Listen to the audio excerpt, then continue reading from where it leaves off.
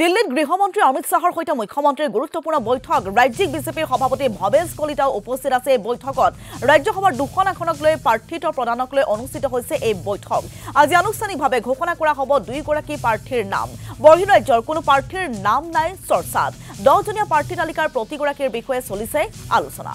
ৰাজ্যসভাৰ দুখন আসনক লৈ প্ৰাৰ্থিত্ব প্ৰদানক লৈ এই আলোচনা অনুষ্ঠিত হৈছে আৰু আজি আনুষ্ঠানিকভাৱে ঘোষণা কৰা হ'ব দুইগৰাকী প্ৰাৰ্থীৰ নাম আমাৰ ৰাজ্যসভাৰ যে উপনিৰ্বাচন হ'বলৈ গৈ আছে তাৰ কাৰণে কেইবাখনো প্ৰদেশৰ সন্মানীয় সভাপতি আৰু য'ত আমি পাৱাৰত আছোঁ তাৰ মুখ্যমন্ত্ৰী বা উপমুখ্যমন্ত্ৰীসকলৰ লগতে আমাৰ প্ৰভাৰী আৰু সাধাৰণ সম্পাদক সংগঠন এইসকলক আমন্ত্ৰণ জনাইছিল আৰু ইতিমধ্যে আলোচনা হৈ গ'ল আমাৰ দুখন আসন আছিলে দুইখন আসনৰ কাৰণে আলোচনা হ'ল আমি আটাইগৰাকী প্ৰাৰ্থীৰ কথা আলোচনা কৰিছিল কিন্তু এতিয়ালৈকে ঘোষণা হোৱা নাই আমাৰ আশা আছে আজি সন্ধিয়াৰ ভাগত ৰাজ্যসভাৰ যে উপনিৰ্বাচন হ'বলৈ গৈ আছে আমাৰ প্ৰাৰ্থীসকলৰ নাম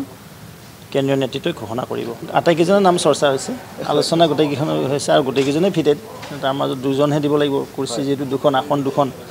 নিশ্চিতভাৱে জ্যেষ্ঠতা সকলোৱে জ্যেষ্ঠ নেতা নেত্ৰী আছে সকলো কথাই প্ৰাৰ্থীৰ প্ৰতি তেওঁলোকৰ অৱদান আছে আমি দলে একাষাৰে স্বীকাৰ কৰোঁ চৰকাৰে একাষাৰে স্বীকাৰ কৰে